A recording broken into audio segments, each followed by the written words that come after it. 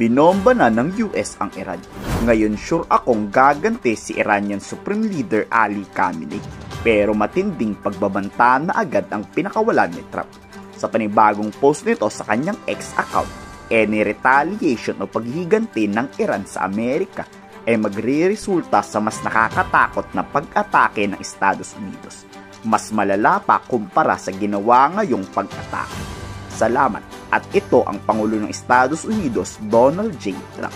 Dito ibinida pa na 100% successful na napasabog ang 3 nuclear sites sa Iran, Fordow, Natas at Esfahan.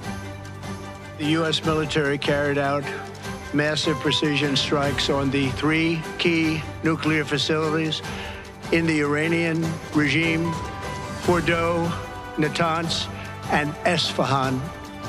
Tonight I can report to the world that the strikes were a spectacular military success. Iran's key nuclear enrichment facilities have been completely and totally obliterated. Iran, the bully of the Middle East, must now make peace. If they do not, future attacks will be far greater and a lot easier.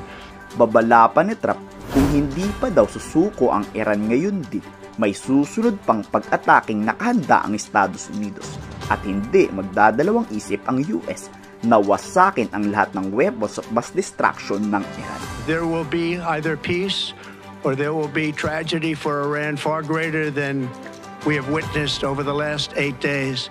Remember, there are many targets left. Tonight's was the most difficult of them all, by far, and perhaps the most lethal.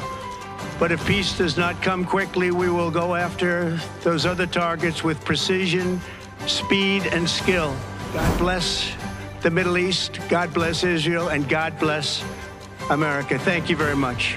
Congratulations, United States of America. Yan ang pagbating ginawa ni Israeli Prime Minister Netanyahu. Wasakin ang lahat ng armas ng Iran sa giyera. Yan ang pinaka-goal ng Israel at US para wala nang madamay pang inosente. Habang may missile at arsenal kasi ang Iran, delikado pa din ang mga tao.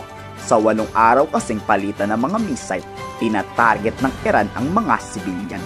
Mga inosenteng tao ang pinapaulan ng missile. Tama lang daw sa Iran ang ginawang airstrike ng US. Congratulations, President Trump.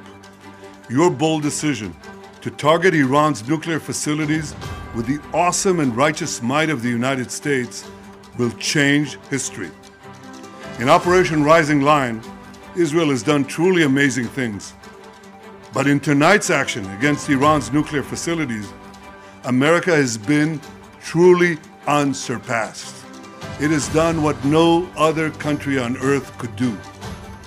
History will record that President Trump acted to deny the world's most dangerous regime the world's most dangerous weapons.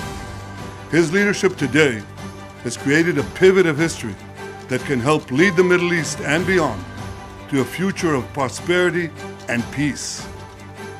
President Trump and I often say, peace through strength.